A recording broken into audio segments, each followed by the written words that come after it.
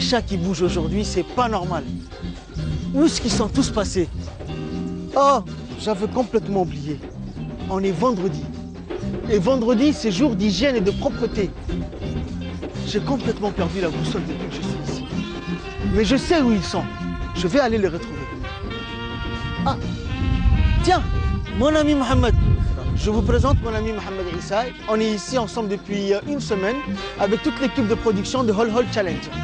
Mohamed, حردنا نروح نجونيمك وتضبط. بل هدان إسراح حسوسينو. يا أنكو يقولون هدان ويرشنو راح حسوسينو Hol Hol Challenge. محيي هي الهدف كيس وامه. Hol Hol Challenge في الامتحانات أو للير لبيه طبعا لو في اللي يطبق الميليتري.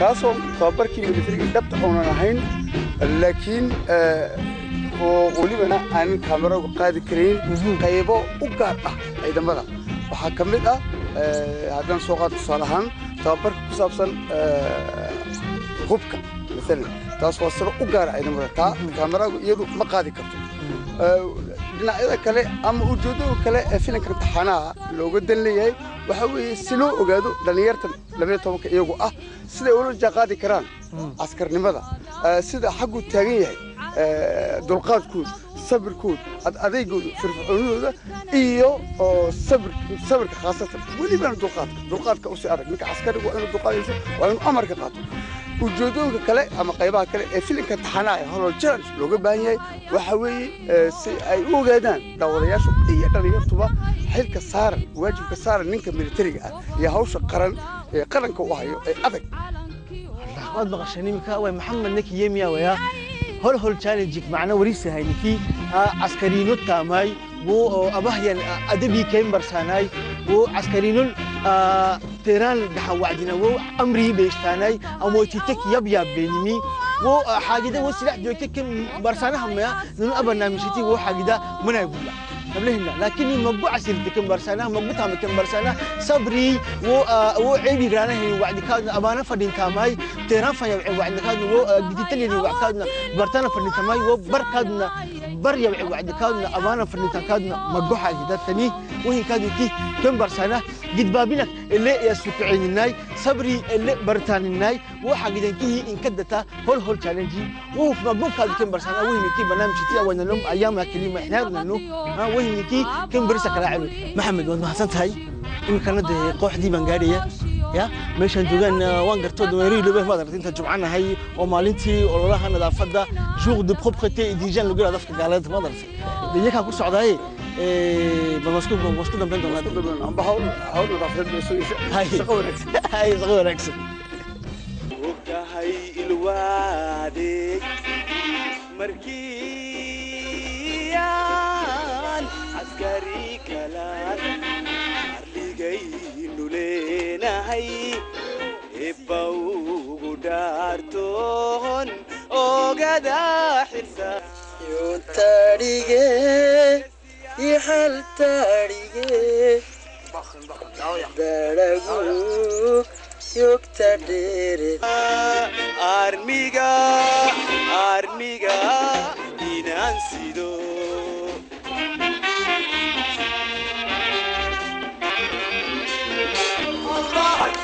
قد فوق لفلتك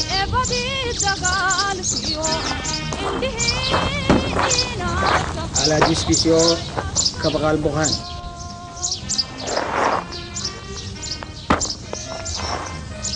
أما كونوا هوبو يو هوبو يو أوكي أنت وحلنا هاي جن انفيال كبات وفندريدي واحد ميرين دركا وحاوسو كوردن أول ميري كوردن مع السكور مع الجني بس هذا واحد كده يسين ونجيب ومساكي كم عداي كم وسكني وتمين شنوي كني جري سرابات هاي مساك إيه اللي هتمينكي على ستون وكل واحد يسين دونا وقف كسيو حنسين حد تشتي وحبة بلدي كلي كم حبة بلدي حبة سفاسي نجحنا تشتي ما تجسنا يا أخي كل كلمة تيجي حاجة كنت أدنيس حاجة تبد حاجة حدا وعصير نفر محرنا آخر حدثنا avant commandement repos. Mission Hol Hol Challenge, nos 12 héros qui passent toute leur semaine à s'entraîner et puis vendredi profiter pour réaliser ce qu'on appelle une journée d'hygiène collective ou individuelle.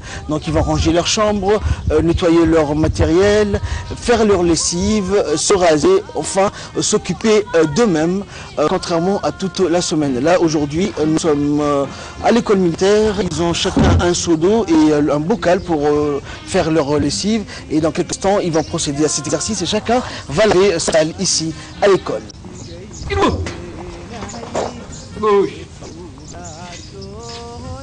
À droite. Droite. Déboté, plan de gauche, déboté.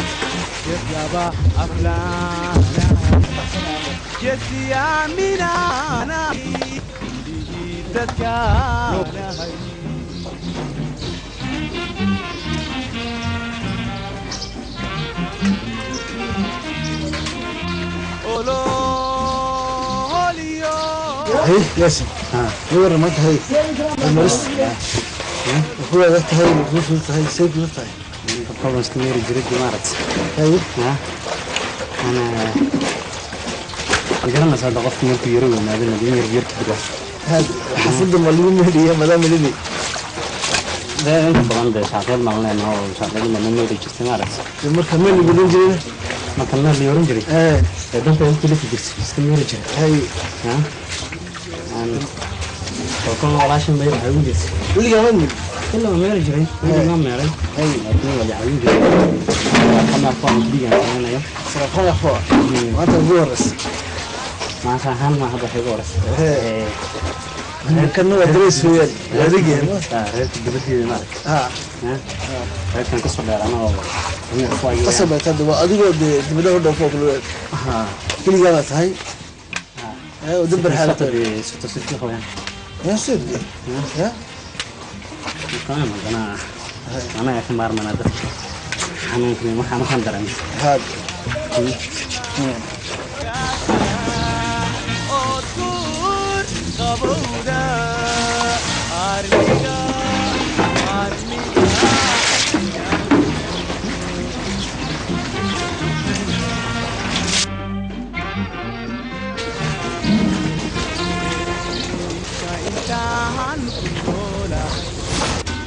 Alors mon ami, comment tu vas? Tout va bien.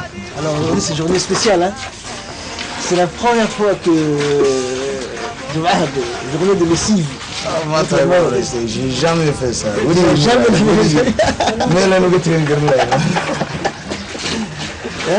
تشتيان كلا صباح يا ولد ها حاول قد يا وحا والله كل دي يبين فم المناجو يا قبل عندك همين ولا يسوق يا ولي حفظ المال اللي بيقول دي ما جست ما بالله ما بالله هاي ليه وين جنب اللي يقص غادي درمد الله ولا شو أنا حسوي والله شو ده تدي يا رجال ها يدك من جد لك يا رجال ها نفس la première fois la première بس خلي الاكسبيرينس دي راح يكون غلط يا بس كمان كنت توصل وادي ودي بده هو فوق كل جايو تي ليفري اتفهم يسوي ما كنت أقول جري أنت هذا اللهم فاصل أنا تيختوا وكاجي ما كنت جرادي وقصب ما فاصل ولا أمي ناسيونال تير ها اكزاكتلي وإذا أنا بطل قصب شو قصب الميجان يصير ولي هذا حفظ الجد يا تي أمام الفوت زافنا تدريد هارون هي اسكي عند واحد بدك تكون ستيدي كيك شوز كيك يا فيها فون ما كنت ناكي هذا حصلت يوم حي صرتو اسحافها ها vous avez l'habitude de traîner ensemble les quatre les camarades de classe vous étiez tout le temps ensemble on était tout le temps ensemble والله ماشي ولا في الاسكندريه مسكينه هاي نكد سفرة في البانكور ولي كونتاكت دي بدي jusqu'à présent mais coupé de l'extérieur coupé de l'extérieur والله on a essayé de voir pour nous adapter حقا après vous puissiez contacter vos amis vos familles هارون سن وشي دي وقت يعني قاعدين نسال فوق وزادتي حقا هرت لقبصة حقا لقبصة اللي توصل بزيد استاجر زيدوا في الجي وين ريسبكتي سين بروسيدير البرنامج شبه كيف ici donc procédure qu'on a armée qu'on a respecté nous exactement ça n'a rien à voir avec la vie civile directement chacun se trouve واحد كستوى رجل جيت كده تصدق اللي بيلاقي جوكسون دي تبغى بي exactement بي بي دي هي هذا والله الحمد لله نيتي ولا تنبدا هي ولا تنبدا كيف تنبدا والله 100%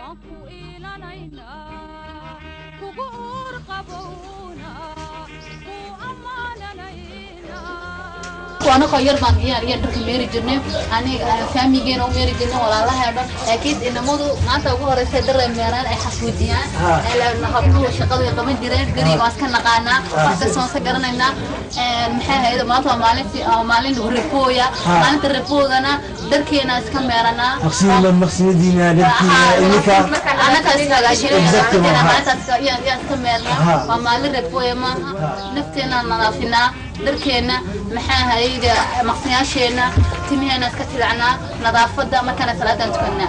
هذا حافظ الجوجنا بقى إسكال يا عشرية أنا كنت تيجي جري ما نتربوه ولا هي اللي ولي الجو يا درك هذا نطلع صور قالوا مري جري.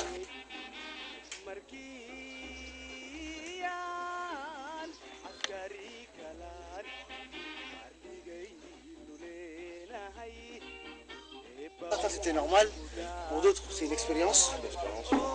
Chaque personne apprend un petit peu plus à chaque jour. Ici vous apprenez chaque jour je pense. Voilà. Chaque jour, même le jour on apprend.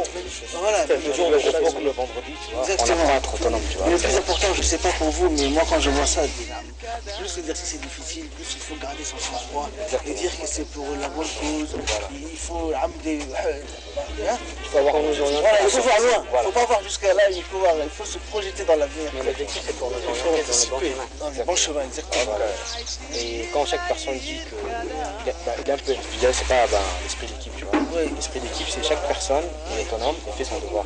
Exactement. Et c'est comme ça qu'il participe à la collectivité. Et si chaque personne dit que l'intérêt personnel mène à l'intérêt collectif. Exactement. Alors là, on est tous là pour un objectif commun. Puis on se concentre tous sur son objectif. Et chaque personne en faisant son devoir réussit peu à peu après à construire. On va vous suivre jusqu'à vos chambres ou bien c'est déjà nettoyé? Nos chambres sont déjà nettoyées. Déjà presque nettoyées.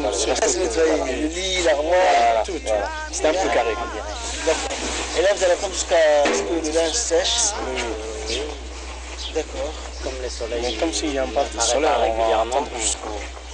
l'heure qu'il faut. Parce que je sais, j'ai dit ça tout à l'heure, c'est vendredi, c'était jour de repos. Normalement, c'est le repos. Tout le monde était là, la famille, les petits, les grands. C'est ça. C'est la famille qui nous manque beaucoup.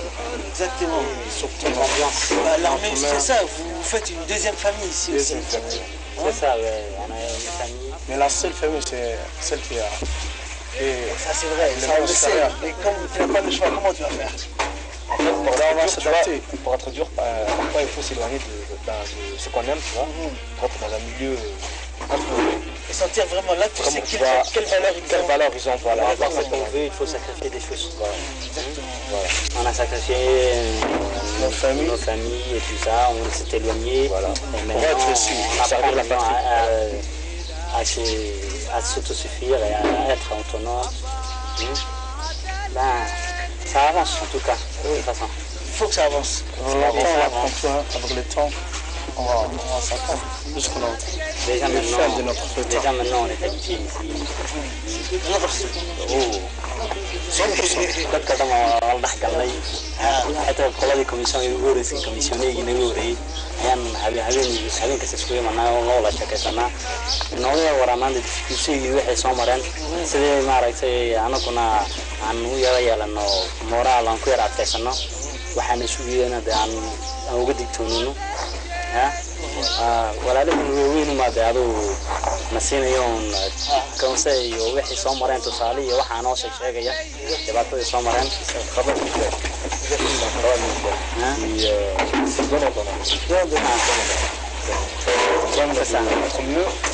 Et aussi dans la mission, on commence à prendre par les jeux. Tu vois, la mission qui est. Mission, c'est automatique. Ça ne suffit pas. Maintenant, je pense qu'entre vous, vous dites, s'il te plaît, fais pas de gaffe. Si on fait ça, fais attention. Chacun se constate que l'instructeur entend qu'il s'est passé quoi que ce soit. Ça se règle entre vous. Mon frère, tu m'entends comme ça et tout. Il y a certains qui se débarrassent. On voit que. Voilà, on vraiment la fraternité, vu que chaque personne se dit la vérité. Même si vous ne pensez pas la force, il y a une punition en moyenne, en fait c'est pas seulement pour vous, mais pour chaque section en moyenne, une fois par semaine. Il y a une punition. On est des êtres humains, on n'est pas parfaits. Les erreurs ça arrive, mais ici ça ne pardonne pas. Des fois ça arrive. Si, ça se fait, ça se fait, exactement.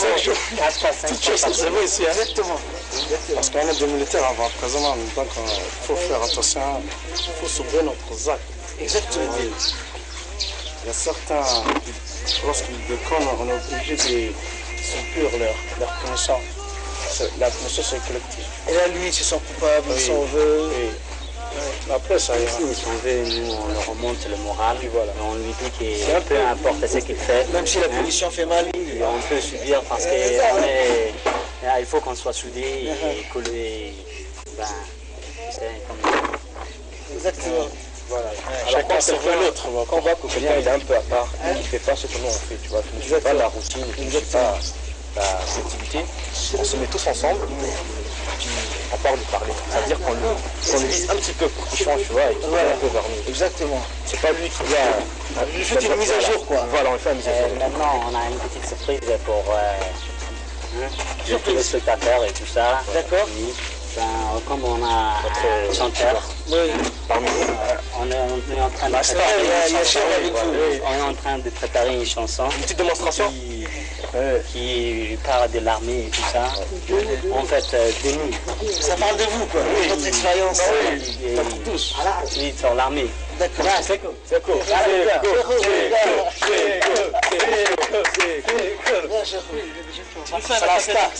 Oui, un café de l'illustration. Démonstration. Un café de la chanson. On va chanter ensemble, exactement. C'est pas grave, prends-nous un aperçu. Un avant-goût. Voilà. Un aperçu. Exactement. D'accord, mon ami. On avait même préparé ensemble. Ah, vous étiez dans le coup. On peut avoir un avant-goût, un aperçu. À quoi ça ressemble? Il y a une version française et il y a une version somalienne. Après, il y a une version en balle qui est en phare. Et on est en train d'essayer de faire une version aussi française. D'accord. Vous voulez garder ça pour vous ou bien vous voulez... Ah, ça. C'est une chanson, tu vois, pour l'instant. Juste un extrait. Allez, un extrait. Vas-y, l'extrait. Hassan, vas-y, connais. Un extrait. أنا أنت ما خشمت على شيء جوا.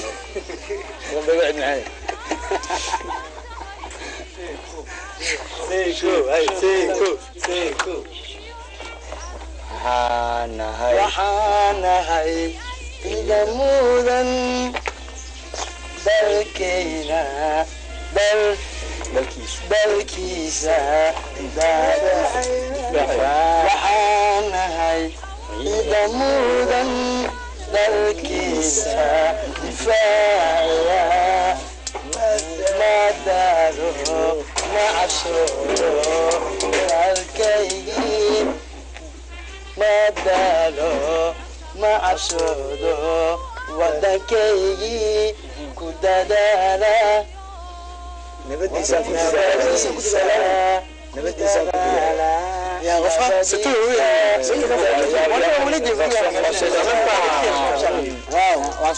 Donc quand vous serez prêt, vous ne cuisinez. Ça sera la fin. Voilà, on va faire une sorte de clip. L'avenir du pays. Ça c'est français. L'avenir du pays. Ça marche comme ça. Ça c'est français. D'accord, d'accord. Donc c'est un travail d'équipe, vous le faites tous ensemble. Chacun donne une idée, vous écrivez les paroles.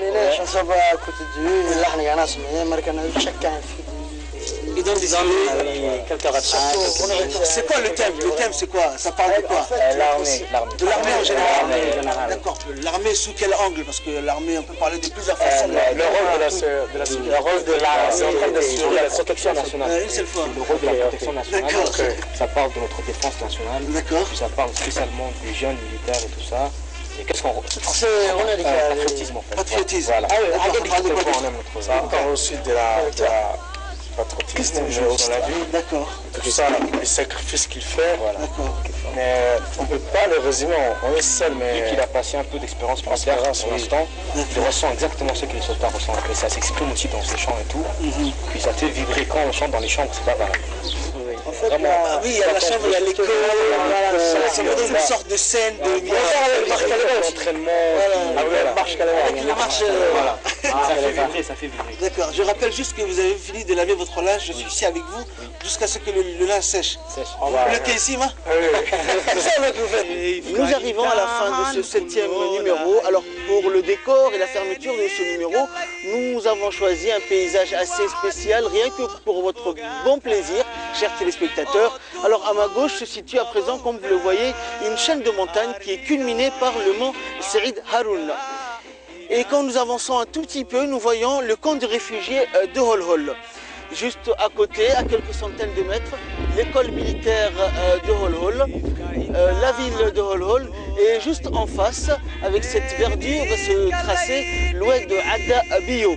Alors tout ça, c'est pour votre bon plaisir. Nous ne sommes pas très loin du mont Irolé et notre équipe est présente sur place.